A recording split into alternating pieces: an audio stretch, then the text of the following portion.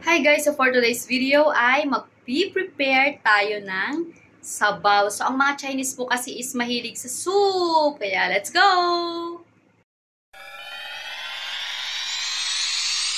Welcome to my vlog!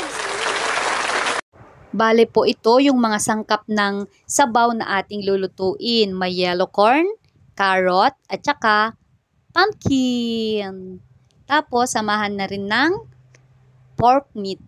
Bale guys, ito yung gagamitin kong pakuluan. Itong orange na ito. So lalagyan ko lang siya tubig na mahigit kalahati. Ayan, kasi masarap talaga tong soup na ito. Para po sa mga baguhan na nagtatanong kung anong soup yung ginagawa ko. So ayan guys, panoorin nyo lang po at gayahin nyo na rin. Itong kaserola naman na ito na maliit ay pakuluan ko ng karne. Mahalaga kasi na mapakuluan muna ang karne para matanggal yung sebo. Okay guys, stay tuned lang kayo at magsisimula na tayo. Okay guys, simulan na nating magbalat ng mga sangkap na sasabawan. Let's go!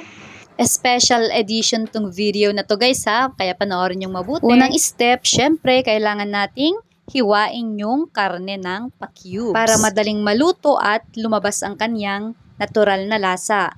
Siyempre, kapag tapos ng hiwa-hiwain ay wag naman nating kalimutang hugasan para mabawasan yung dumi sa karne. Ayan, pakuluan na natin ng konti yung karne.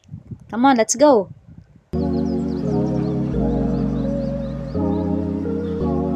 Bali guys, kailangan nating hugasan ng tubig yung karne para matanggal yung mga sebo nung kumulo siya. And then yun, ilalagay na sa malaking pakuluan ng tubig.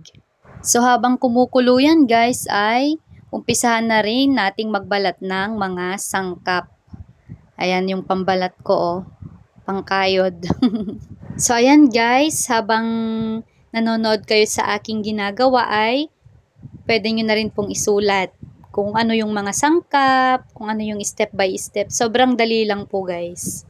Ayan, una kong babalatan yung carrot. Napakadaling balatan ng carrot guys. Sisiw. Alam nyo ba guys na kapag pinagsamang pakuluan ang carrot at ang yellow corn, ay nako, bongga. Bongga sa lasa, matamis-tamis as in. Kaya subukan nyo na ito guys, now na.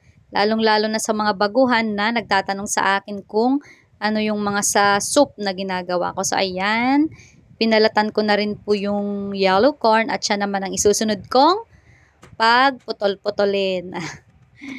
Okay. At syempre, hindi naman magpapahuli ang kaibigan nating si pumpkin. Ayan, pampalinaw ng mata. Actually, masarap din niyang i-combine sa yellow corn at saka sa carrot. Matamis-tamis. Ay nako. Nakatuwa talaga ang lasa nito. Ayan guys ha. Lahat na ng sangkap ay ilalagay ko na lahat habang kumukulo yung tubig. Ayan nako, sorry po. Nabaliktad pala yung camera, hindi ko napansin. So, para sumarap-sarap ng konti yung sabaw, lagyan natin ng konting asin para magkalasa-lasa siya guys. That's all for today and don't forget to like, subscribe, and follow